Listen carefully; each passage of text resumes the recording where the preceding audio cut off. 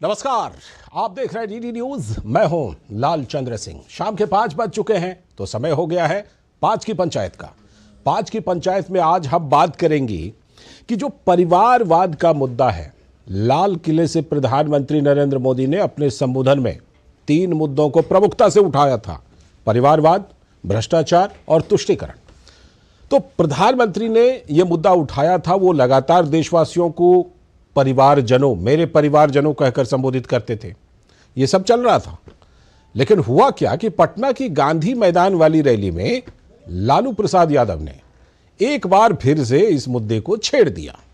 और उसके बाद से जिस तरह से प्रतिक्रियाएं देखने को मिल रही हैं, राजनीतिक प्रतिक्रियाएं, और जिस तरह से एक टैग बन गया मोदी का परिवार, और प्रधानमंत्री भी हर एक संबोधन में इस मुद्दे को उठा रहे हैं बड़े जोर शोर से।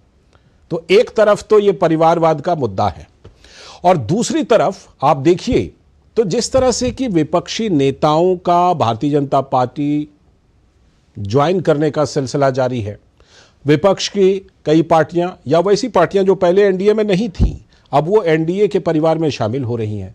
तो ये दो चीजें एक साथ चल रही है। परिवारवाद मुद्दा बनता जा रहा है, जो व्यक्तिगत परिवारवाद है, पार्टी के नेताओं का परिवारवाद है, और दूसरी तरफ ये परिवार बढ़ता जा रहा है एनडीए का। तो आज की पंचायत हम इसी पर करेंगे कि परिवारवाद कितना बड़ा मुद्दा बन गया है, और दूसरी बात ये कि जो परिवारवादी पार्टियों होने का जिन पर आरोप लगता है, इंडी गठबंधन की जो पार्टियां हैं, क्या उनका परिवार, जो दलों का, नेताओं का परिवार है, वो सिकुड़ता जा रहा है और एनडीए का परिवार इस मामले में फैलता जा रहा है। इसी पर आज की चर्चा करेंगे। लेकिन परिवारवाद मुद्दा जो है परिवारवाद का, वो पिछले दिनों किस तरह से केंद्र में रहा है, जरा इन राजनीतिक जो प्रतिक्रियाएं हैं उनको आप सुन लीजिए, और उसके बाद लौटेंगे और अपने खास मेहमानों से जुड़ेंगे और उसके बाद इस पर चर्चा करेंगे।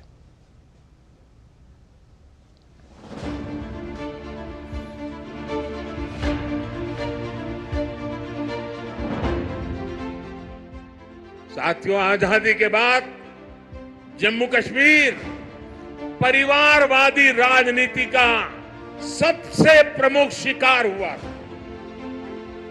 आज देश के विकास से परेशान होकर, जम्मू कश्मीर के विकास से परेशान होकर परिवारवादी लोग मुझ पर व्यक्तिगत हमले कर रहे हैं। ये लोग कह रहे हैं कि मोदी का कोई परिवार नहीं है, लेकिन इन्हें देश इनको करारा जवाब दे रहा है। देश के लोग हर कोने में कह रहे हैं, मैं हूं मोदी का परिवार, मैं हूं मोदी का परिवार।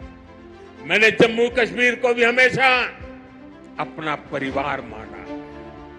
परिवार के लोग दिल में रहते हैं, मन में रहते हैं, इसलिए कश्मीरियों के दिल में भी यही है, मैं हूं मोदी का परिवार, मैं हूं मोदी का परिवार। नरेंद्र मोदी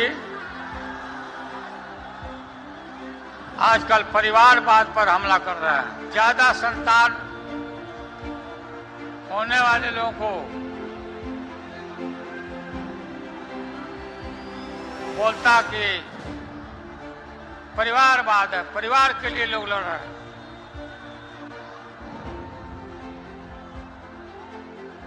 तुम्हारे पास परिवार नहीं है और तुम हिंदू भी नहीं है।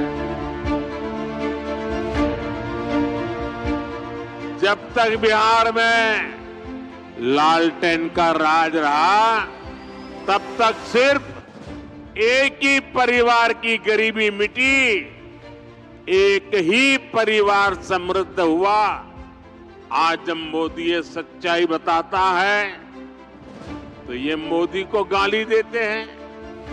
परिवारवाद और भ्रष्टाचार के कट्टर समर्थक ये आज पूज्य बापू जेपी लोहिया, बाबा साहब आंबेडकर को भी कटघरे में खड़ा करते हैं। इन्होंने भी तो अपने परिवार को बढ़ावा नहीं दिया, बल्कि देश के हर परिवार के लिए जीवन खपा दिया।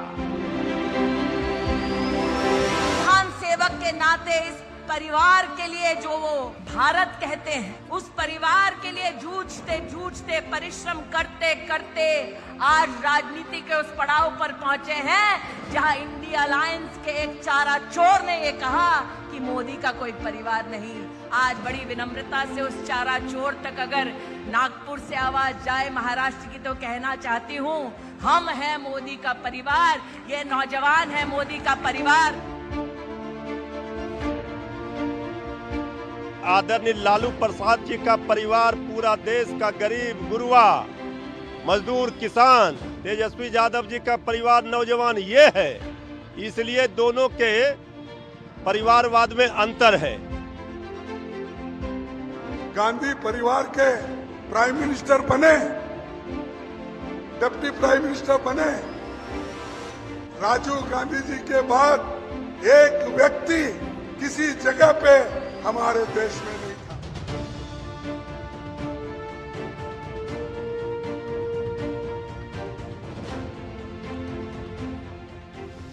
जी, तो ये जो प्रतिक्रियाएं थी, इनसे आपको पता चल गया होगा कि किस तरह से परिवारवाद जो है वो केंद्र में आ चुका है ये मुद्दा। इसीलिए आज हम इस पर चर्चा कर रहे हैं। हमारे साथ जुड़ रहे हैं खास मेहमान शिवम त्यागी जी, भारतीय जनता पार्टी के प्रवक्ता। बहुत बहुत स्वागत शिवम जी इस चर्चा में आपका, 5 की पंचायत में। इसके बाद हमारे साथ दीपक झा जी हैं, जो यही हमारे साथ स्टूडियो में मौजूद हैं, कांग्रेस प्रवक्ता। बहुत बहुत स्वागत दीपक जी।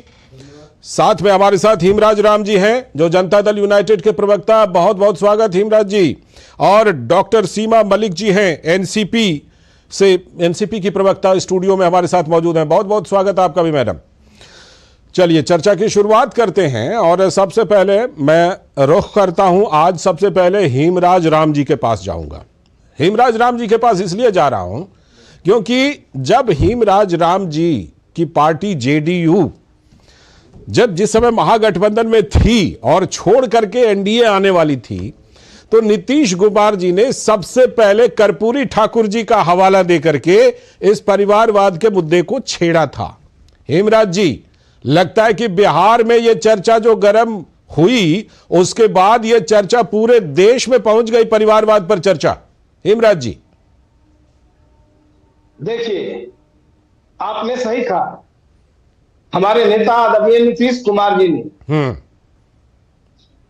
जब बिहार के लोकप्रिय गरीबों के और बेजुबानों की आवाज जी जननायक कर्पूरी जी के जन्म शताब्दी समारोह पर जब वो बोल रहे थे, तो उन्होंने कहा था, कर्पूरी जी जो परिवारवाद वंशवाद के विरोधी थे जी, उस पर उन्होंने चर्चा की थी और उन्होंने बताया था कि कर्पूरी जी अपने जीवन में कभी भी परिवारवाद का समर्थन नहीं किया, बिल्कुल वंशवाद का समर्थन नहीं किया, और हम उन्हीं के सानिध्य में रहे।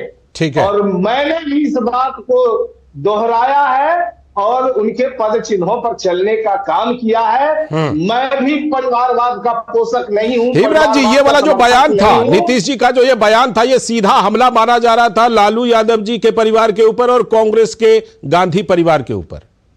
निश्चित रूप से लालचंद भाई, हाँ। निश्चित रूप से वैसे लोगों को ये लगेगा, तीर की तरह चुभेगा, जो परिवारवाद का समर्थक है, वंशवाद का समर्थक है, और वो पूरे राजनीति को अपने परिवार में समेट कर परिवार के भलाई के लिए, परिवार के हित के लिए काम कर रहे होंगे, ऐसे लोगों को तो तीर की तरह चुभेगा ही। दरअसल मोदी जी ने भी सही कहा, राष्ट्रीय स्तर पर भी यह चर्चा छिड़ गई, बात दिल्ली तक पहुंच गई। मोदी जी ने भी इस बात पर दोहराया कि मेरा पूरा परिवार भारत है, भारत का एक एक नागरिक है, देश का एक एक। हिमराज जी, लौटता हूं आपके पास, और बात ये दिल्ली तक नहीं पहुंची है, कोने कोने में पहुंच रही है। आज जम्मू कश्मीर में भी प्रधानमंत्री ने जिक्र किया। ठीक है। और जो लोग परिवारवाद के विरोधी है, परिवारवाद पर भरोसा नहीं करते, मोदी जी के जो परिवार की बात आई है, देश मेरा परिवार है, तो देश के लोग भी अब कहने लगे हैं कि मोदी का परिवार मैं हूं। जी, लौटता हूं आपके पास। अभी मैं दीपक जी का रुख करता हूं। दीपक जी, प्रधानमंत्री ने, जो मैंने शुरुआत में ही कहा जिस समय इस प्रोग्राम की शुरुआत हम कर रहे थे, कि लाल किले से उन्होंने 3 मुद्दे को छेड़ा, ठीक है। उसके बाद वो इस मुद्दे को उन्होंने क्लियर कर दिया था कि 2024 में एक बड़ा मुद्दा बनाएंगे। लेकिन आपको लगता है कि कुछ ना कुछ ऐसा बयान आ गया पटना वाली रैली से जिससे कि ये मुद्दा बिल्कुल नंबर 1 पर आता हुआ दिखाई पड़ रहा है? देखिए लालचंद जी, सबसे पहले हमको और आपको जिस देश को समझना है, नरेंद्र मोदी जी कितने कारीगर हैं, कितने बड़े जादूगर हैं। बात ये नहीं है कि आज शब्दों की जुमलेबाजी हो रही है।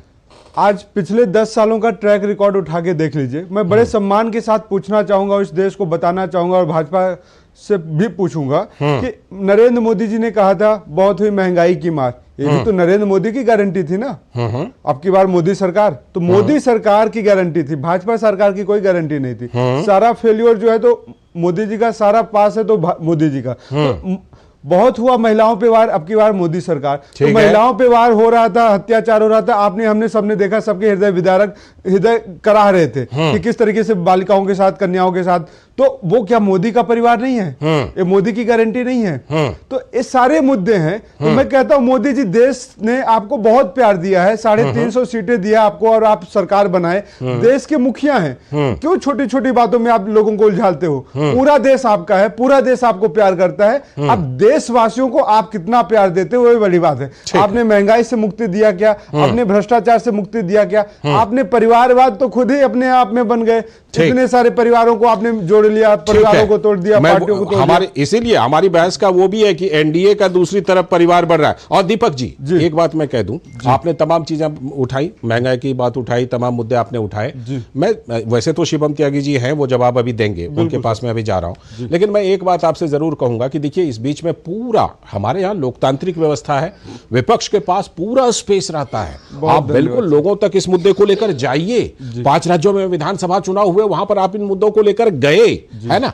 और अभी भी जब लोकसभा चुनाव होगा तो आप पूरा इस मुद्दे को लेकर के जाइए, ये आपका अधिकार है। शिवम त्यागी जी, जो बात अभी ये कह रहे हैं दीपक जी कि परिवारवाद को लेकर के प्रधानमंत्री ने जो बात कही है, ये कहीं ना कहीं प्रधानमंत्री ने इसे क्या कैश कर लिया है, एनकैश कर लिया? और मैं ये शिवम जी ये कहूंगा कि आप लाल किले से लेकर के मैं जिक्र कर रहा हूं कि उन्होंने इस मुद्दे को उठाया, और ऐसा अगर क्रिकेट की भाषा में कहूं तो ऐसा लगता है कि गांधी मैदान में लालू जी ने एक फुल टॉस फेंका और प्रधानमंत्री उस पर लगातार छक्के पर छक्का लगाए जा रहे हैं, चाहे वो जम्मू कश्मीर में रहे, कि कल को पूर्वोत्तर में रहेंगे, कि कहीं बंगाल में थे, कि कहीं और थे, तेलंगाना में थे। एक महत्वपूर्ण विषय है लालचंद जी, वो ये कि लालू प्रसाद यादव कोई ऐसा तो नहीं है कि अभी 1 साल 2 साल पहले राजनीति में आए हैं। राजनीतिक खिलाड़ी हैं, पुराने जमाने से रहे हैं, देश के बड़े नेताओं में से रहे हैं जी, और समय समय पर देश में अलग अलग डिपार्टमेंट में उन्होंने काम किया है। बेशक बिहार में भी जब राजनीति में आए तो जाहिर है अपनी बात को बनाने और मनवाने में उन्होंने कोई कमी छोड़ी नहीं। लेकिन आज अगर स्टेज पर आकर लाखों लोगों के सामने इस तरह की भाषा का इस्तेमाल इस देश के प्रधानमंत्री के लिए करेंगे तो मुझे लगता है अमर्यादित शब्द थे।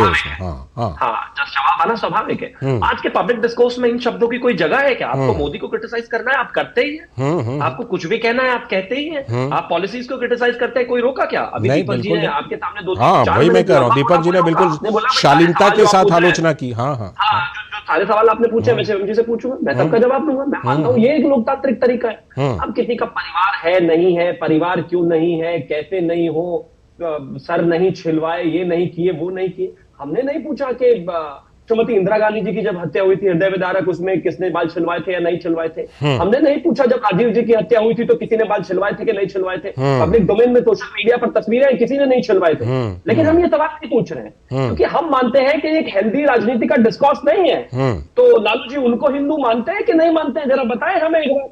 मुझे लगता है कि हम मुद्दों पर बात करने के लिए तैयार हैं। हम मोदी की गारंटी पर बात करने के लिए तैयार हैं, हम इन्फ्लेशन पर बात करने के लिए तैयार हैं, महंगाई पर बात करने के लिए तैयार हैं, हमने 10 साल में क्या काम किया उस पर करने के लिए तैयार है। लेकिन एक परिवार की तरह अगर आप हमारे परिवार के यानी कि 140 करोड़ के परिवार के मुखिया के ऊपर निजी टिप्पणी करेंगे तो जैसे एक अपने परिवार के सीनियर व्यक्ति पर अगर कोई बात बोलता है, जैसे आप बर्दाश्त नहीं करेंगे वैसे मैं नहीं करूंगा और इस देश का कोई भी व्यक्ति नहीं करेगा। ठीक है, जाहिर है बोलने से पहले ये सोचना चाहिए था आपको इसका जो जितनी भी चीजें आपने बोली है उसका कहीं ना कहीं जवाब देना पड़ेगा। मैं मानता हूं 140 करोड़ का परिवार, नरेंद्र मोदी जी का परिवार आपको जवाब देने के लिए तैयार है। ठीक, और जब 2024 में इसका रिजल्ट आएगा आपको दिखाई देगा। बिल्कुल। डॉक्टर सीमा मलिक, सबसे पहली बात तो ये कि अब एनसीपी जैसी पार्टी जो है उनके ऊपर भी परिवारवाद का आरोप है, हम जानते हैं, लेकिन आपको ये लगता है कि कहीं ना कहीं लालू यादव जी ने वो स्टेटमेंट दे करके जो विपक्षी इंडी गठबंधन है उसके लिए कोई एक सेल्फ गोल करने का काम कर दिया? देखिए, मुझे नहीं लगता कि ऐसा है, और मैं किसी के स्टेटमेंट को एंडोर्स भी नहीं करती, पर देखिए जो ये बातें हैं, आज शायद हम रियल इश्यूज से बिल्कुल हट जाते हैं। अगर आप कहते हैं कि हम सब आपका परिवार हैं, कल अंतर्राष्ट्रीय महिला दिवस है, तो मैं जानना चाहती हूँ, महिला हूँ, महिलाओं की बात सर्वप्रथम करूंगी कि जो ये हमारी जो महिला पहलवान थी इतने दिन, किस तरह से उनके साथ व्यवहार हुआ, शायद हम जंतर मंतर, संदेश खाली वाला भी जोड़ दीजिएगा डॉक्टर सीमा जी। बिल्कुल जोड़ूंगी मैं। संदेश खाली भी तो हमें पता चला कि प्रधानमंत्री महिलाओं पे बोलते भी हैं। हमें बड़ा सुखद आश्चर्य हुआ कि वो महिलाओं के बारे में कुछ बोलते भी हैं, अदरवाइज तो मणिपुर पे उनकी चुप्पी। आ रहा हूं शिवम जी, आ रहा हूं। देखिए, मणिपुर पे उनकी चुप्पी, अगर वो क्या उनका परिवार नहीं है? आज तक भी ये सब चीजें वहां पर हो रही हैं। ये जो महिला पहलवानों को जो हमारे लिए राष्ट्रीय पदक लेके आई, जिस तरह से वो लोगों ने अपने पदक वापस किए, जिस तरह से उनको जूतों के तले कुचला गया, हम लोग भी जंतर मंतर पे हमने ये सब देखा है अपनी आंखों से। और जिस तरह की चीजें हुई, तो क्या वो उनका परिवार नहीं थे? क्या बिल्किस बानो उनका परिवार नहीं है? अभी जो इतनी घटनाएं हुई हैं, बीएचयू की घटना हुई है जिसमें कि एक पढ़ी लिखी लड़की के साथ, मतलब वहाँ के बीजेपी के लोगों ने ही इस तरह की चीजें करी। कानपुर में अभी देखिए कुछ हुआ है, उस पर कोई पूरी चुप्पी है। हमें तो बहुत सुखद आश्चर्य है कि वो संदेश खाली के बहाने चलो महिलाओं के बारे में कुछ बोले, तो केवल महिलाओं को सिलेंडर बांटने से नहीं होगा ना। पूछने के बाद भी नहीं बोले, खड़गे जी जो है वो पूछने के बाद भी संदेश खाली की महिलाओं पर नहीं बोले। ये भी हमारे सामने है। ऐसा नहीं है कि नहीं बोले। और देखिए, देखिए मैं तो बिल्कुल ये बात कहती हूँ, चाहे मैं ये इस पार्टी लाइन से ऊपर उठ के मैं ये बात कहती हूँ कि जो भी अगर किसी भी महिलाओं के लिए कोई ऐसा जो भी अपराधी है, उनके अगेंस्ट एक्शन होना चाहिए। ठीक है, हम तो कभी नहीं कहते कि नहीं ऐसा है। तो देखिए ये चीजें, और ये एक जो परिवार ये एक स्लोगन्स लगाने से अब शायद पुराना भी हो गया। पहले मैं भी चौकीदार और अभी मेरा परिवार, तो देखिए इन चीजों को लोग समझते हैं। एक सोशल मीडिया पे कैंपेन चलाने से नहीं होता, एक सिंबॉलिक चीजें करने से कुछ नहीं होता। बस हमें कुछ प्रैक्टिकल कुछ दिखना भी चाहिए ना। ठीक, शिवम जी कुछ काउंटर करना चाहते थे? शिवम जी एक लाइन का आप काउंटर कीजिए, उसके बाद मैं फिर चलूंगा। मैं बस एक ही चीज कहना चाहता हूं, आप मुझे बताइएगा, और मैं दावे के साथ कहता हूं पूरा, संदेश खाली पर कोई एक नेता बताइए, ये इतने सारे इंडिया अलायंस बना के बैठे हैं, जिसने एक शब्द बोला हो, एक शब्द, छोड़ दीजिए लाइन। ममता बनर्जी ने बोला था, ममता बनर्जी ने कहा था कि ये महिलाएं झूठ बोल रही हैं। हाँ, तो इस पे भी आ रहा हूं, एक लाइन पे ट्विटर पे अगर एक लाइन में कुछ लिखा हो इन्होंने संदेश खाली के मामले में, महिलाएं कैमरा पर आकर कहती हैं कि 12 साल पहले थे महिलाएं, और आज तक की महिलाएं आकर कहती हैं इस व्यक्ति ने हमारे साथ बलात्कार किया, बच्चियों को उठाकर लेके जाता है, शादी में होने के बाद बहू को उठाकर लेके जाता है, माओ को उठाकर लेके जाता है, पतियों के सामने धर्मपत्नियों का बलात्कार करता है, एक शब्द नहीं बोला। खड़गे जी से पूछा गया कि आप संदेश खाली पर क्या बोलना चाहेंगे? कहते हम किसानों के साथ हैं। मैंने उसका जिक्र किया। एंकर ने फिर से बोला आप संदेश खाली पर क्या बोलना चाहते हैं? कहते नहीं, हम किसानों के साथ खड़े हुए, छोड़ दीजिए इस बात को, इसके ऊपर आ जाइए। अभी पिछले दिनों याद होगा झारखंड में एक विदेशी महिला के साथ बलात्कार हुआ, एक शब्द अगर किसी के पास निकला होगा। पलामू में अभी एक महिला के साथ बलात्कार हुआ, एक शब्द अगर निकला हो। और मैं फिर से कहना चाहता हूँ, मणिपुर पर मेरे देश के प्रधानमंत्री संसद में खड़े होकर बोले हैं। वो बयान उन्होंने दिया, उस पर चर्चा थी तो बयान दिया। मणिपुर पर मेरे देश के गृह मंत्री पूरा 2 घंटे बोले, जी घंटे, बिल्कुल पॉइंट दर पॉइंट काउंटर करके जवाब दिया, लेकिन आपने सुनना ही नहीं जरूरी समझा। लेकिन आप में इतनी भी हिम्मत नहीं है कि इतना कुछ पूछने के बाद भी खड़गे जी ने एक लाइन और कही, ऐसा तो होता रहता है। संदेश खाली के बयान पर ऑन रिकॉर्ड उनका स्टेटमेंट, ऐसा तो होता रहता है। ठीक, मुझे एक चीज बताइए, आप इस चीज पर कहीं ना कहीं एंटाइटल्ड भी होते हैं। दीपक जी, आप ही के पास के विषय में कहीं पर किसी को भी कोई एक शब्दों में कंडेम करना चाहिए और 0 टॉलरेंस होनी चाहिए। भारतीय जनता पार्टी ने जवाब दिया, आप नहीं जवाब दिया। ठीक है दीपक जी, क्या महिलाएं अलग अलग होती हैं अलग अलग राज्यों की? क्या संदेश खाली की महिलाएं नहीं है जो कि सवाल पूछने पर भी राष्ट्रीय अध्यक्ष खड़गे जी ने उस तरह का जवाब दे दिया? देखिए, सबसे बड़ी बात है कि भाजपा का चरित्र आज एकदम स्पष्ट हो गया कि जिस राज्यों में भाजपा की सरकार ने, वहां तो महिलाओं के साथ बलात्कार, अत्याचार, इनको सब दिखता है स्पष्ट, बिल्कुल पूरी चश्मा लगा के बैठे होते हैं। लेकिन बेचारी उस बच्ची को भूल जाते हैं, अंकिता भंडारी को, उत्तराखंड में क्या हुआ, उस जो पत्रकार थे जो उन्होंने खबर चलाई थी उनको गिरफ्तार कर लिया गया है। ये उत्तराखंड में हुआ है। कानपुर में, बनारस में, बीएचयू में नरेंद्र मोदी जी के जो मीडिया के बच्चे काम करते थे, उन बच्चों ने, उन नेताओं ने, मैं तो भाजपा का नेता बोलूंगा उनको, उन नेताओं ने किस तरीके से बच्ची का बलात्कार किया, और आपको एक आंसू नहीं आते हैं। तो आप खड़गे जी पे, कांग्रेस पे, ममता बनर्जी पे आरोप लगाइए, ये आपका यही काम है, लेकिन बलात्कार की घटनाओं में आप पार्टी मत देखिए। यहाँ पर मुझे एक बात बोलने दीजिए। निश्चित तौर पर आप घटनाओं का उल्लेख कर रहे हैं, कीजिए, बिल्कुल करना चाहिए, लेकिन आपको लगता नहीं कि राष्ट्रीय अध्यक्ष के तौर पर जब मल्लिकार्जुन खड़गे जी से संदेश खाली पर पूछा गया तो उनको जवाब देना चाहिए था? बिल्कुल देना चाहिए, और खड़गे जी ने बिल्कुल स्पष्ट तरीके से कह दिया कि हमारी पार्टी महिलाओं के साथ है, न्याय के हक तक हम तब तक लड़ेंगे जब न्याय का हक, ठीक, तो न्याय का हक यही है। राहुल गांधी की भारत जोड़ो यात्रा चल रही है, हर व्यक्ति के लिए न्याय है भाई, चाहे औरत हो, चाहे पुरुष हो, चाहे बच्चा हो, चाहे बच्ची हो। दूसरी बात आती है मोदी जी का परिवार। मैं तो बहुत खुश हूं कि भाई मेरे लिए हमारे शास्त्रों में कहा है वसुधैव कुटुंबकम, हम उस भारतीय परंपरा से आते हैं और गर्व के साथ कहते हैं हर जाति, हर वर्ग, हर व्यक्ति, हर पुरुष को हम अपना परिवार मानते हैं, वसुधैव कुटुंबकम। लेकिन मोदी जी ने एक जातिवाद का नारा, जो ये लोग जातिवाद से कतराते हैं और कहते हैं मोदी का परिवार, अभी संघ परिवार चलता था जहां कोई जाति की बात नहीं होती थी, भाजपा का परिवार चलता था, कोई बात नहीं होती थी। अरे भाई आप भाजपा से मोदी का परिवार मतलब ये नहीं कि मोदी जाति का परिवार, ऐसा उन्होंने नहीं। तो मोदी जी को कहते कि भाई मैं भाजपा का कार्यकर्ता हूं, भाजपा का नेता हूं, भाजपा का परिवार, संघ का परिवार, तो शायद देश को अच्छा लगता है कि अच्छा मैसेज आता है। लेकिन दूसरी बात से 10 सेकंड और 10 सेकंड में पूरी कर लीजिए। देखिए एक कहते हैं परिवार, तो उस मोदी जी का क्या है परिवार, वो भी है ब्रजभूषण शरण सिंह भी, अजय सिंह मिश्रा टेनी भी इनके परिवार हैं। देखिए अब एक क्या नरेंद्र मोदी जी बड़े कमाल की बात कहते हैं कि हर सीट पे मेरा चेहरा देखना, मैं चुनाव लड़ता हूं, कहते हैं बिल्कुल। तो अब ये देखिए ब्रजभूषण शरण सिंह इनका चेहरा है क्या, वो बलात्कारी है, तो नरेंद्र मोदी का चेहरा क्या बलात्कारी के तौर पे देखा जाएगा? जहां तक चेहरे सुनिए, की बात दूसरी है, बात अजय मिश्रा की जहां तक बात है, सर, ऐसा ही दौर चला है नेहरू जी के जमाने में, इंदिरा जी के जमाने में। लालचंद जी बातों को प्लीज आप भाजपा को प्रवक्ता को जवाब देने दीजिएगा। दूसरा, बिल्कुल देंगे। अजय मिश्रा टेनी एक हत्यारे का बाप है, किसानों की हत्या किया उसके बेटे ने, गाड़ी चढ़ा दी, और वहां पे चेहरा अजय मिश्रा टेनी है। नरेंद्र मोदी जी का चेहरा हत्यारों का चेहरा होगा, नरेंद्र मोदी जी को भाजपा को बताना पड़ेगा, फिर हेमराज जी के पास जाऊंगा, जवाब ले लेता हूं इस पर, और भ्रष्टाचारी का भी चेहरा जवाब ले लेता हूं। शिवम जी एक लाइन का जवाब दीजिए, फिर मुझे हेमराज जी के पास जाना है। मेरा आपसे निवेदन है, जिस तरह से इस अभद्र भाषा को मैंने सुना है वो इसी तरीके से सुनेंगे और इन्हीं की भाषा में जवाब दूंगा। इनका विधायक मर्यादा रखिएगा, मर्यादा रखिएगा, सब लोग मर्यादा का पालन कीजिए, सभी लोग। नेशनल चैनल है ये, ठीक है, नेशनल चैनल है, पब्लिक ब्रॉडकास्टर है, सब लोग मर्यादा का ध्यान रखिएगा। इस बात की गारंटी आप मुझसे ले सकते हैं, मैं कोई कांग्रेस का प्रवक्ता थोड़ी ना हूं, मैं सिर्फ एक ही चीज कहना चाहता हूं। जिस तरीके से राजस्थान में इनके पूर्व विधायक मेवाराम वीडियो पर बलात्कार करते हुए पकड़े गए, तो क्या बलात्कारी चेहरा राहुल गांधी का भी है? जिस तरीके से सिखों के हत्यारे राजीव गांधी जी के बेटे राहुल गांधी हैं, तो क्या वो हत्यारों का चेहरा है? और अपने नेताओं की कम से कम और अपने कैंपेन की लाइन तो याद कर लिया करो दीपक झा जी, न्याय का हक मिलने तक वो भी नहीं पता, आपको भी बोलते हुए आपकी जबान ऐसे लड़खड़ा रही है भैया, अपने नेताओं को डिफेंड करना मुश्किल है, लेकिन अपने नेताओं को याद करिए। अंत में एक और चीज कहना चाहता हूँ, नरेंद्र प्लीज आप इनको कहीं ना बीच में ना बोले, मैं एक चीज आपसे कहना चाहता हूँ, विषय बहुत साफ है। जिस तरीके से इस देश में, इस देश के प्रधानमंत्री, और वो पहले जब नहीं थे प्रधानमंत्री तब से लेकर आज तक उनको निजी तौर पर टारगेट किया गया, गाली दी गई, चाय वाला से लेकर उसके बाद तमाम तरह की बातें कही गई, लिस्ट जो है वो शतक पार कर चुकी है।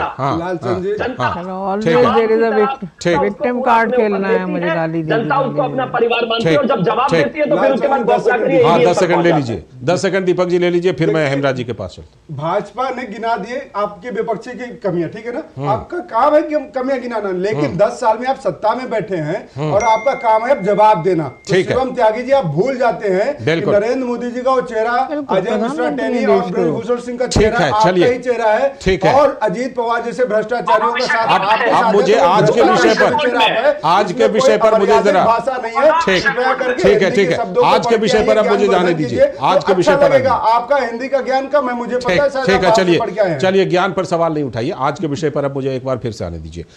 हेमराज जी, ठीक, आ रहा हूं शिवम। हेमराज जी, हेमराज जी, दूसरी तरफ ये हम देख रहे हैं कि देखिए परिवारवाद तो मुद्दा बन ही रहा है, लेकिन ये जो एनडीए का लगातार कुनबा बढ़ रहा है, त्रिपुरा में ज्वाइन किया, अभी चर्चा हो रही है कि नवीन पटनायक की जो पार्टी है बीजेडी, वो शायद एनडीए को ज्वाइन कर सकती है। आंध्र से है कि दो पार्टियां रेस में हैं कि भाई चंद्रबाबू नायडू की पार्टी को लें कि वाईएसआर कांग्रेस की पार्टी को लें।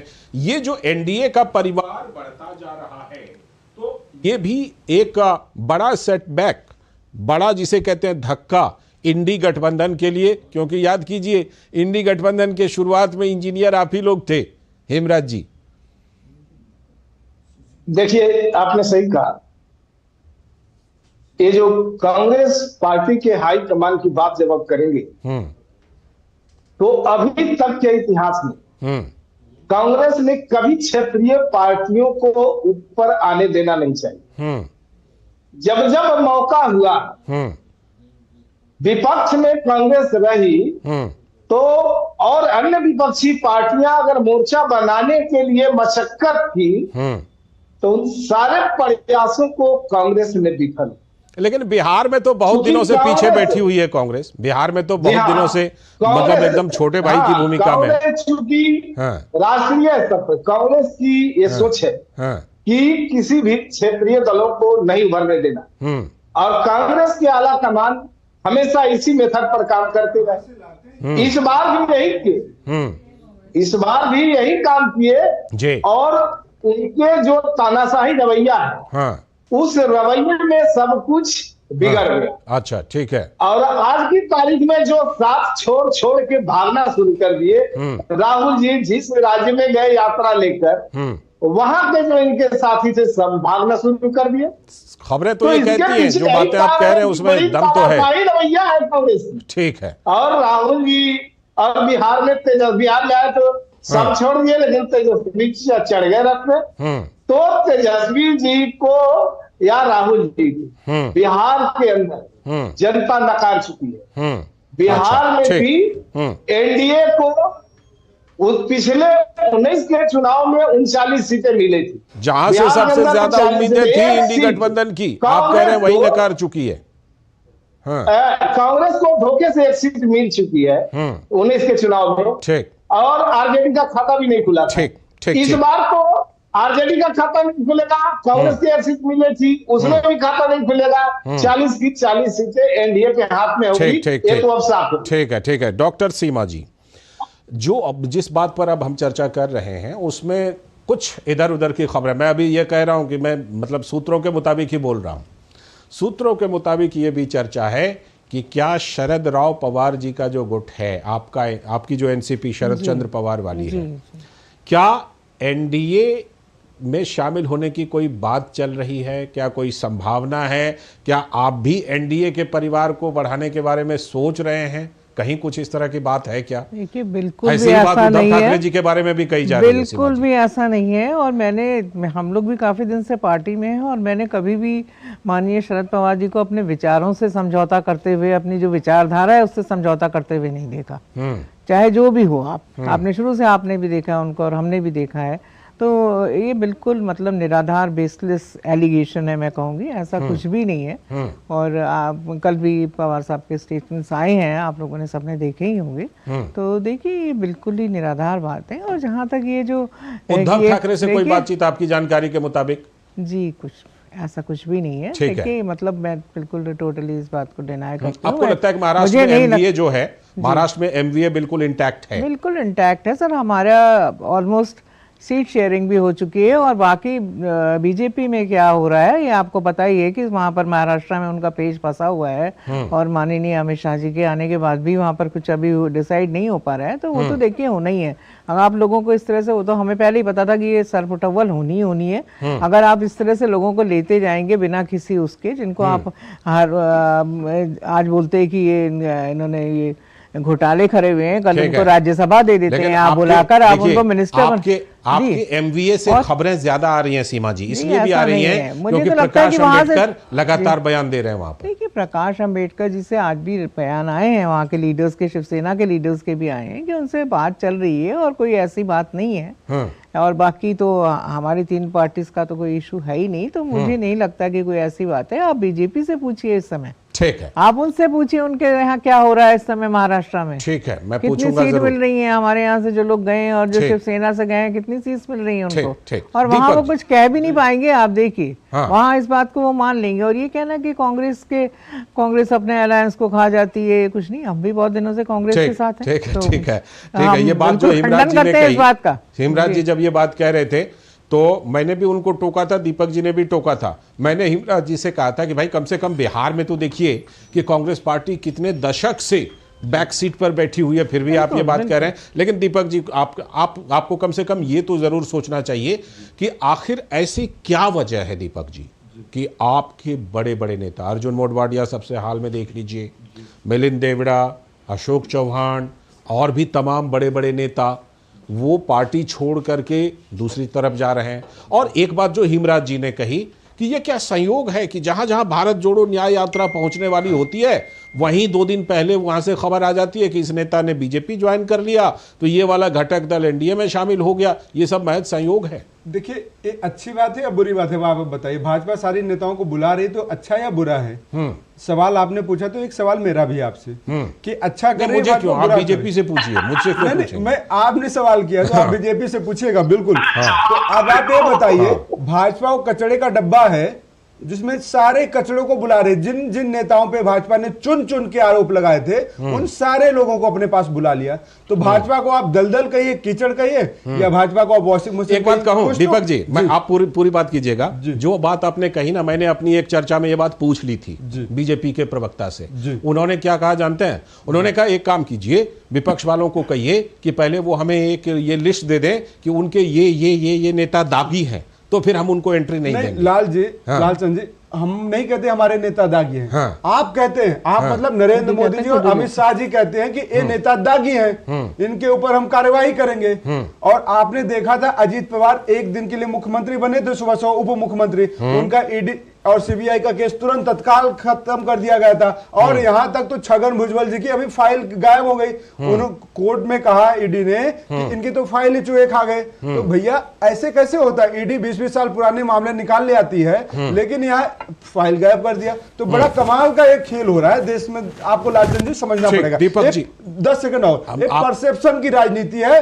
देश को बताया जा रहा है कि देखो हम पाक साफ हैं और विपक्ष करप्ट है, विपक्ष के नेता खराब है, और विपक्ष में सारे नेता नरेंद्र मोदी जी के पास आना चाहते हैं। उदाहरण के जो साथ नेता नहीं गया तो कहते हमने इनको लिया नहीं क्योंकि इनका रिकॉर्ड खराब है। जो आ गए तो कहते नरेंद्र मोदी। मैं शिवम जी के पास जाऊं उससे पहले मैं आपको उदाहरण के साथ एक बात बोल देता हूं।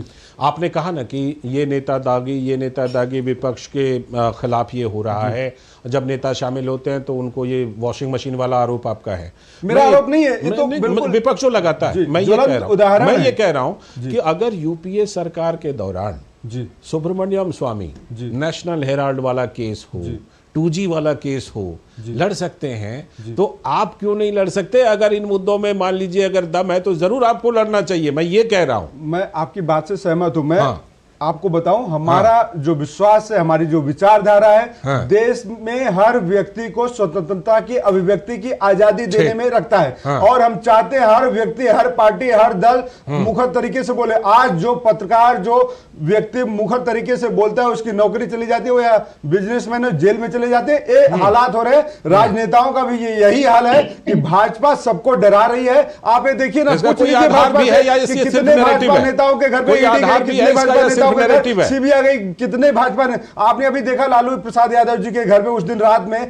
तेजस्वी यादव के घर में रात में किस तरीके से वहां पे विश्वास मत हासिल करने के पहले रात में किस तरीके से पुलिस भेज दी गई थी। ये क्या दिखाता है? ये दिखाता है हम डराएंगे, धमकाएंगे, दादागिरी करेंगे, इस पर जवाब ले लेते हैं, विपक्ष को तोड़ेंगे। और देखिए दूसरी बात जो है, आपके जेडीयू के प्रवक्ता बोल रहे थे, यहाँ पे बड़े सम्मानित प्रवक्ता सम्मानित तरीके से आरोप लगा रहे थे। मैं पूछूंगा कि नरेंद्र मोदी जी का राज याद कीजिए ना, कितनी पार्टियों को दो फाड़ कर दिया बताइए। नरेंद्र मोदी जी ने बिहार में पार्टी तोड़ दिया, महाराष्ट्र में पार्टी तोड़ दिया, शिवसेना तोड़ दिया, एनसीपी तोड़ दिया, तो तोड़ने का काम तो नरेंद्र मोदी जी का काम है। हमने तो आजादी दी, जितने भी क्षेत्रीय दल हैं, एक बात है, कांग्रेस पार्टी से अलग हो गए, यहाँ एक बात है ने सबको कि आपसे पार्टियां दूर होती जा रही हैं, एनडीए में जुड़ती जा रही हैं, ये भी एक तथ्य है कि नहीं है? इसका दूसरा उदाहरण मैं दूंगा तो फिर हमारे मित्र को बुरा लग जाएगा, क्योंकि इनको शब्दों की समझ नहीं है। बात है कि मायावी रावण ने भी मां सीता का हरण कर लिया था साधु का भेष रख के। अच्छा, तो ये मायावी रावण की पार्टी है, मायावी रावण की सरकार है, और ये सारे लोगों को हर रहे हैं। हिमराज जी आपके पास आऊंगा, पहले शिवम जी का जवाब। शिवम जी, ये कारवां कहां रुकेगा? शिवम जी, जो बड़े बड़े नेता हैं वो बीजेपी ज्वाइन कर रहे हैं, बहुत सारी बड़ी बड़ी पार्टियां हैं और छोटी छोटी भी पार्टियां हैं जो कि एनडीए ज्वाइन करती जा रही हैं। ये कारवां कहां रुकेगा? परिवार कहां जाकर, ये बढ़ता हुआ परिवार कहां रुकेगा? देखिए लालचंद जी, मोदी जी ने बोला करने का तो करने का। हाँ। अब की बार 400 पार तो अब की बार 400 पार। हाँ। अगर लक्ष्य बनाया है तो, अगर ठाना है तो उसको करके दिखाना है। हाँ। और मैं मानता हूं उसके लिए अगर किसी को भी भारतीय जनता पार्टी या फिर एनडीए की विचारधारा या फिर आदरणीय प्रधानमंत्री जी की विचारधारा प्रभावित करती है तो स्वागत है। मैं तो कहता हूं वैसे भी निराशा आधारहीन विपक्ष में रहना भी कौन चाहेगा? जिन लोगों के पास न नेता, न नीति, न नीयत, न पार्टी, न विचारधारा, कुछ भी नहीं है, उनके साथ कौन टिकेगा? और एक और चीज लालचंद जी, एक चीज बताइए, 10 सेकंड के लिए आप थोड़ा सा कंफ्यूज तो नहीं हो गए थे कि भाई कांग्रेस के प्रवक्ता की जगह ये मैंने संत बुला लिया क्या? वो भी आजकल रामायण और राम पर भाषण दे रहे हैं। उन्होंने कहा कि नेताओं का और पार्टियों का अपहरण कर लेते हैं आप लोग। अब उस पर भी आता हूं मैं, अब उस पर भी आता हूं। एक तो इनकी राजनीतिक समझ की मुझे दाद देनी पड़ेगी, इतनी परेशानी है। ये लोकतांत्रिक देश है। इस लोकतांत्रिक देश में यूपीए 1 और यूपीए 2 के 10 सालों में यूपीए के 40 लोगों के ऊपर एफआईआर दर्ज हुई। अपनी सरकार में बताइए ना कि हमारी सरकार में, मनमोहन सिंह की सरकार में लालचंद, सुन लीजिए। अच्छा दीपक जी आपको पूरा मौका दूंगा, दीपक जी आपको पूरा मौका दूंगा, आप उनको सुन लीजिए। अरे आप बताइए ना, आप किसी नेताओं को दीपक जी आपको पूरा मौका फिर से दूंगा, पहले उनको सुन लीजिए। शिवम जी को पूरी कीजिए, शिवम जी पूरी कीजिए। ये लगता है, देखिए दीपक जी आपने रोक दिया, देखिए वो अटक गए, है ना? अटक जनता है, आपकी नजर लग गई, अटक गए वो। राम जी आपकी नजर लग गई, अटक गए वो। जनता की आवाज में तो अटकेंगे ही। नहीं आ गए, फिर से आ गए, देखिए फिर से जुड़ गए। हाँ शिवम जी बात पूरी कीजिए। शिवम जी मैं कहना चाहता हूं, यूपीए 1 और यूपीए 2 की सरकारों में हम लगातार मुद्दे उठाते थे, लगातार विषय उठाते थे भ्रष्टाचार के। इनकी सरकार में रहते हुए सरकार के 40 से ज्यादा लोगों पर एफआईआर हुई। इसकी वजह क्या है? हम जहां पर हमें लगता था भ्रष्टाचार है, वहां हम पीआईएल फाइल करते थे। मैंने ये बात कही, मैंने सुब्रमण्यम स्वामी का नाम लेकर के यही बात तो कही उनको। अभी मैं कहना चाहता हूं, उसी के बाद पीआईएल फाइल करने के बाद हम कोर्ट में जाते थे। कोर्ट के आदेश पर एफआईआर होती थी, सीएजी की रिपोर्ट्स बाहर आती थी, उसके ऊपर भी एफआईआर होती थी। आज अगर कांग्रेस के पास कोई भी सबूत किसी भी नेता के प्रति है और वो लोकतंत्र को मानते हैं और वो मानते हैं कि इस देश में आजाद है कोर्ट, तो जाए ना, कोर्ट में जाए, कौन रोक रहा है? यही पॉइंट मैंने इनको कही थी, यही पॉइंट मैंने इनको बताई थी। एग्जाम्पल देता हूं, सोनिया गांधी, राहुल गांधी, ऑस्कर फर्नांडिस अपने विषय में, हेराल्ड वाले विषय में कोर्ट में गए थे। कोर्ट में जाकर इन्होंने कहा कि ये केस हमारे के ऊपर से खारिज कर दिया जाए, बंद किया जाए। कोर्ट ने कहा नहीं होना है, ये केस आगे टेस्ट चलेगा। केस चला इनके ऊपर और आज भी चल रहा है, बेल पर है सारे के सारे। इसके अलावा इंडी अलायंस की ज्यादातर पार्टियों ने अपना बाकायदा चिट्ठी लिखकर सुप्रीम कोर्ट में गए थे कि ये जो ईडी की कार्रवाई हम लोगों के ऊपर होती है ये नहीं होनी चाहिए, गिरफ्तारी से पहले हमें इन्विटेशन होना चाहिए और इसकी तमाम चीजें होनी चाहिए। नहीं हुआ, कोर्ट ने कहा बिल्कुल नहीं, आपको भ्रष्टाचार के मामले में कोई शैल नहीं मिलेगा। देश के हार्ड कोर्ट से देश की जनता के सामने मुंह की खाने के बाद आज हालात ये है कि मीडिया को गाली देंगे, मोदी को गाली देंगे। मैं वही बात कह रहा था कि देखिए तथ्य पर बात होनी चाहिए, नैरेटिव पर बात नहीं हो सकती। ठीक है, हाँ आ रहा हूँ दीपक जी, आ रहा हूँ दीपक जी, आ रहा हूँ। लेकिन उससे पहले जरा हेमराज जी का एक कमेंट ले लेता हूँ, फिर उनका भी जवाब दे दूं। अगर मैं हेमराज जी का कमेंट लेके आप ही के पास आऊंगा, फिर सीमा जी के पास। आपके नाम पे पता नहीं क्या क्या बोलते रहते हैं। जी हेमराज जी, आप जो कहना चाह रहे थे, आप कुछ कहना चाहते आप कह लीजिए, फिर दीपक जी के पास। अभी हमारे कांग्रेस के प्रवक्ता ने एक बात छेड़ा यह है कि जो उन्होंने आरोप लगाया कि बिहार के अंदर बीजेपी दूसरे पार्टियों को तोड़ रही है, तो सीधा उनको समझना चाहिए कि बिहार में जो हालात पैदा हुए उसके लिए जिम्मेवार कौन है? आरजेडी और कांग्रेस। जो विश्वास मत की बात हो रही थी बिहार के अंदर, उस समय कांग्रेस ने अपने सारे विधायकों को लेकर के बिहार से बाहर उड़ गए। और अपने विधायकों को नजरबंद करके रखे। ठीक है। आरजेडी का भी हाल यही हुआ कि जनता के वोटों से चुने गए विधायक को जो इन लोगों ने 2 दिनों तक नजरबंद करके रखा। यहां तक कि एक विधायक के परिजन ने तो अपहरण का मुकदमा भी दायर किया और वहीं से बरामदगी भी होती है। तो एक विधायकों को जो जनता के वोटों से चुने गए विधायक है, जो जनप्रतिनिधि है, उनका अपमान किया इस तरह का सलूक करके। और उनका अपमान मतलब जनता का अपमान। आप जिम्मेदारी उधर की, आप जिम्मेदारी जो है तो लोग पिंजरे में बंद नहीं डालना चाहते। जनता के द्वारा चुने गए विधायक वो बंदिश होकर के नहीं डालना चाहते, वो गुलाम बन के नहीं जीना चाहते। वो जो है जिस तरह से उनके साथ सलूक हुआ उस चीज को बर्दाश्त करने के काबिल नहीं है। ठीक ठीक। तो आप उधर जिम्मेदारी डाल रहे हैं। जिन्हों को तोड़ करके मुक्त होकर के विश्वास करते हैं कि एनडीए में ही हमारा भविष्य सुरक्षित है, बिल्कुल भाई, देश का भविष्य पूरा इख्तियार है, इसलिए वो लोग चलेगा। पूरा अधिकार है नेताओं को, पार्टियों को अपना ग्रुप चुनने का, इसमें कोई दिक्कत नहीं है। हाँ दीपक जी आप जवाब दे रहे थे, एक तो शिवम जी की बातों का भी और हिमराज जी की बातों का, फिर उसके बाद में डॉक्टर सीमा। देखिए लालचंद जी, 2013 से पहले आप सुनते थे सीएजी नाम की एक संस्था है, विनोद राय जी उस समय उसके मुखिया हुआ करते उस संस्था के। वो भारत की संस्था है, भारत देश की संस्था है ना, और आज भी है। लेकिन आज पता है किसी को क्या कि आज उसका हेड कौन है, मुखिया कौन है? वो संस्था गायब कर दी गई है।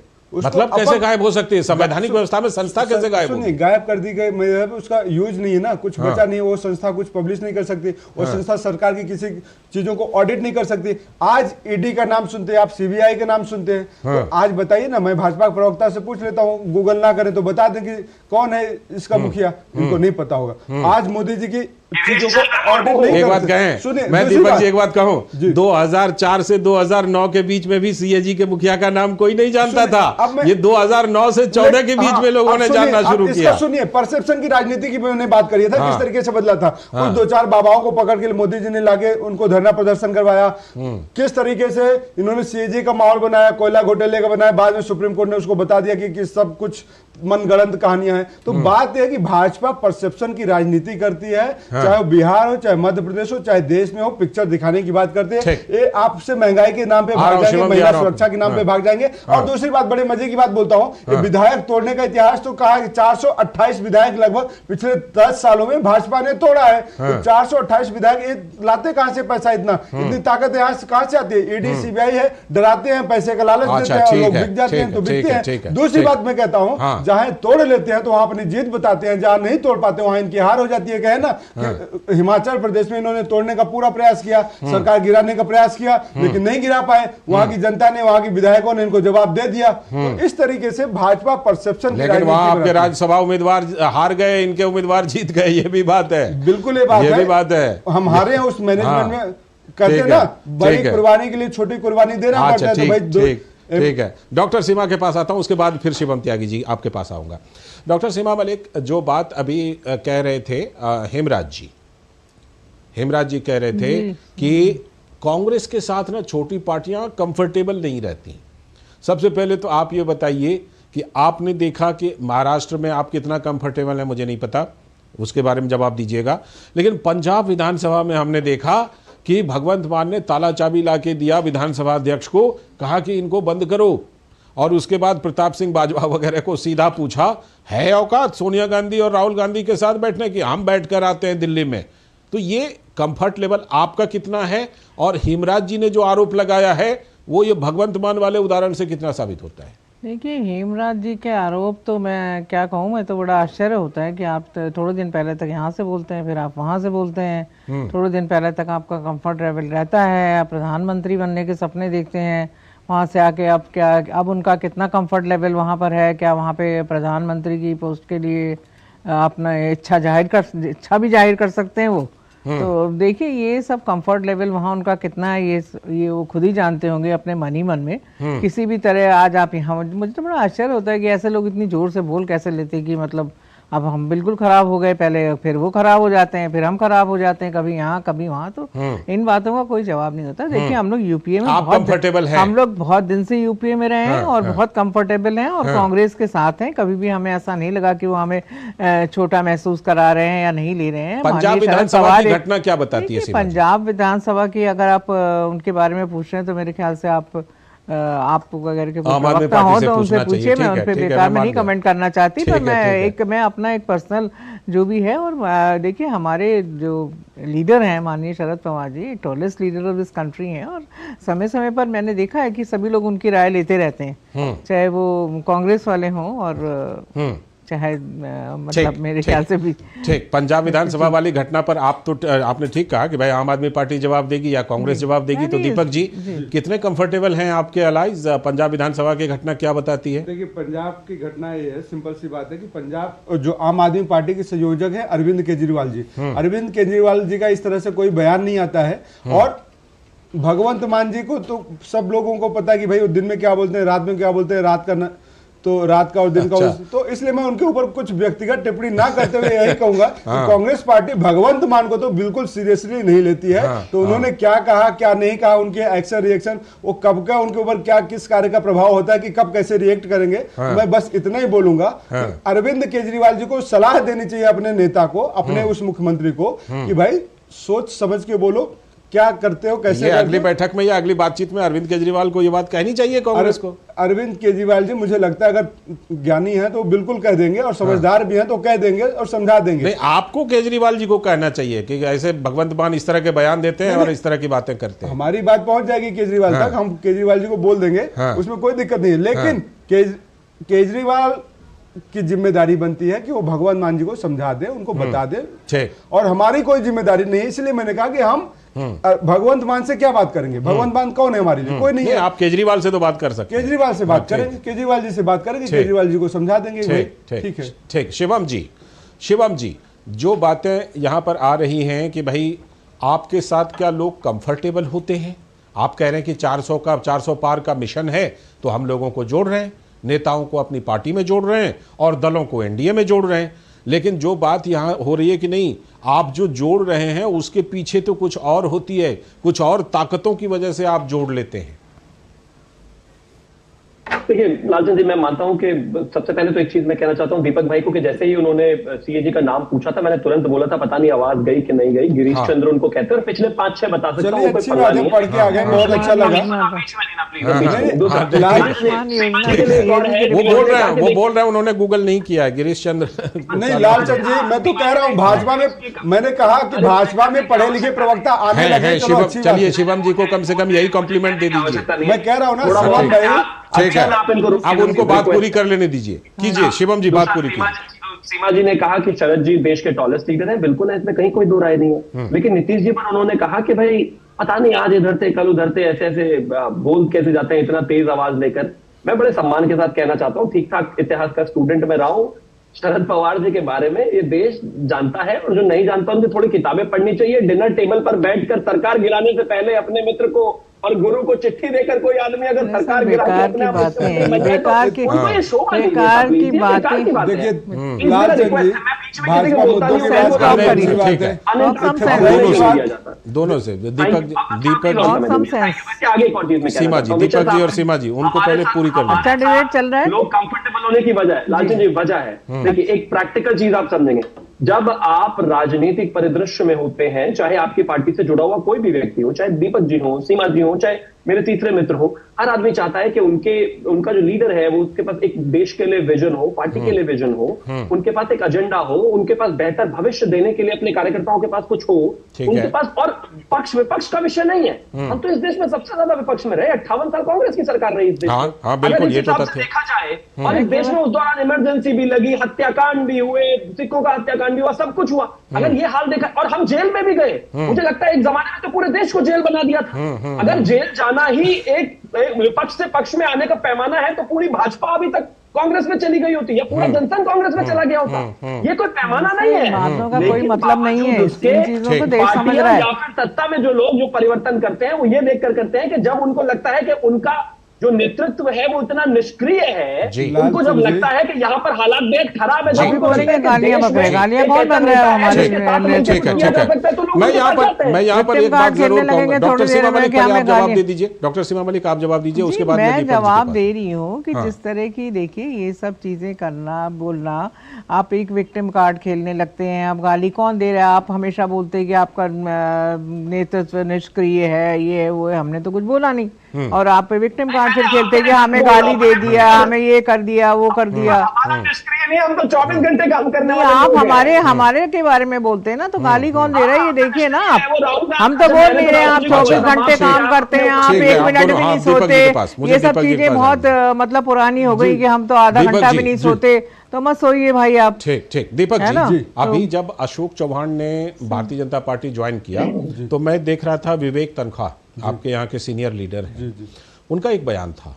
उनका बयान था कि कांग्रेस को ये सोचना पड़ेगा और ये कहने से काम नहीं चलेगा कि भाई लोग जो है डर के मारे उधर ज्वाइन कर रहे हैं। अगर अशोक चौहान जी जैसे नेता, अर्जुन मोढवाडिया जैसे नेता अगर भारतीय जनता पार्टी को ज्वाइन कर रहे हैं, एनडीए खेमे में जा रहे हैं, तो सिर्फ ये कहने से काम नहीं चलेगा कि भाई वो किसी वजह से उधर चले गए।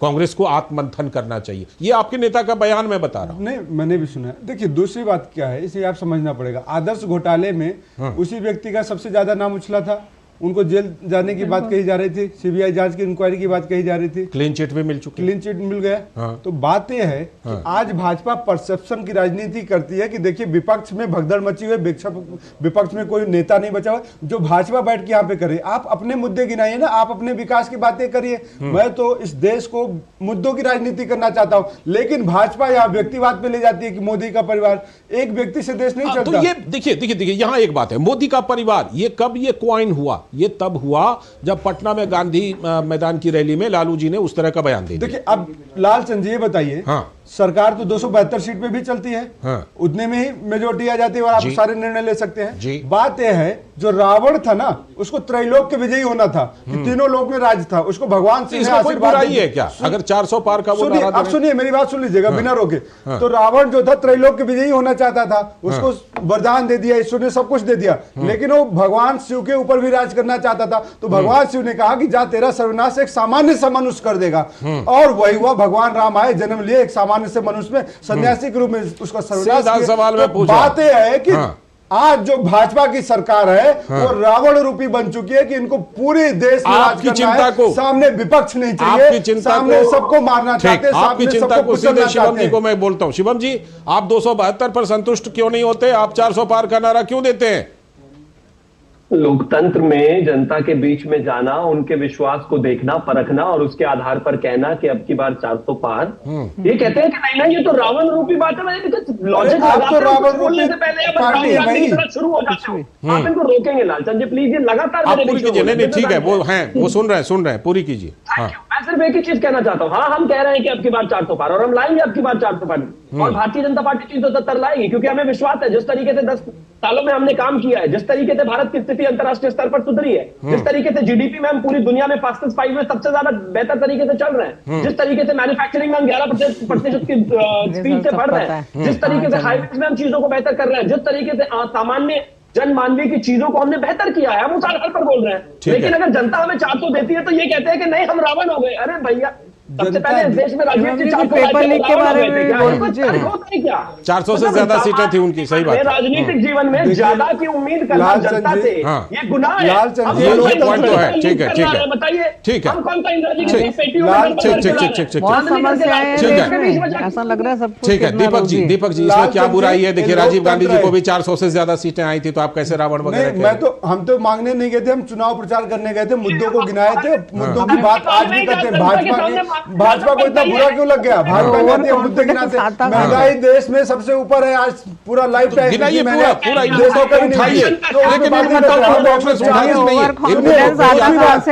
उठाती नहीं है, ये मुद्दे चलते नहीं, तभी आप कभी जाति गणना पर जाते हैं, कभी देखिए सबसे बड़ी बात जो 140 करोड़ हमारी ताकत है, 140 करोड़ का बाजार है इस देश में, आपने बना रखा है इसको बाजार, तो जीडीपी तो अर्थव्यवस्था मैन्युफैक्चरिंग तो आपको बनाना पड़ेगा और आपको करना पड़ेगा, और एक दिन में नहीं होता है, पिछले 70 सालों में हो रहा है, आज भी लेकिन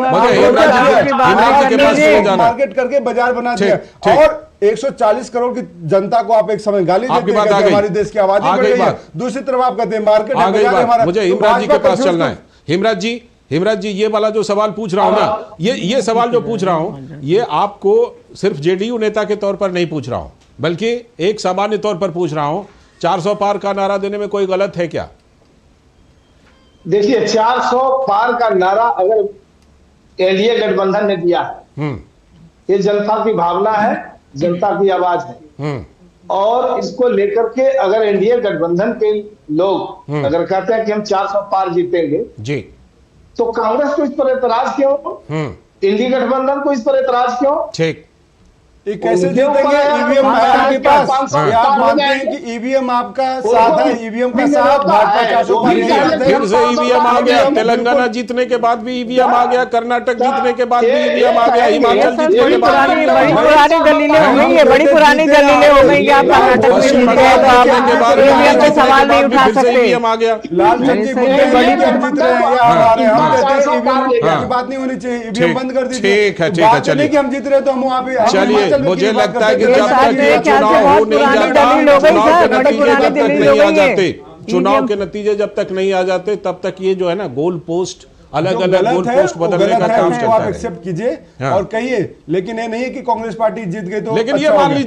लीजिए 400 पार का नारा देने में कोई बुराई नहीं है, ठीक है ना? आप भी दीजिए, आप भी दे सकते हैं, आपको भी किसी ने नहीं रोका। फिलहाल बहुत बहुत शुक्रिया। 400 नारा हास्यास्पद है, हास्यास्पद नारा है ये। देने में कोई ठीक, नारे- कोई बुराई नहीं, मैं वही कह रहा हूं। नारेबाजी फिलहाल लोग इस पे कोई दिक्कत नहीं और है। शायद ठीक ईवीएम है, से चलिए, के बारे में बहुत शुक्रिया, कम हुई। शुक्रिया जुड़ने के लिए। दीपक जी बहुत बहुत शुक्रिया, सीमा जी बहुत बहुत शुक्रिया, शिवम जी बहुत बहुत शुक्रिया, और हिमराज जी आपका भी बहुत बहुत शुक्रिया इस चर्चा में, इस पंचायत में हिस्सा लेने के लिए।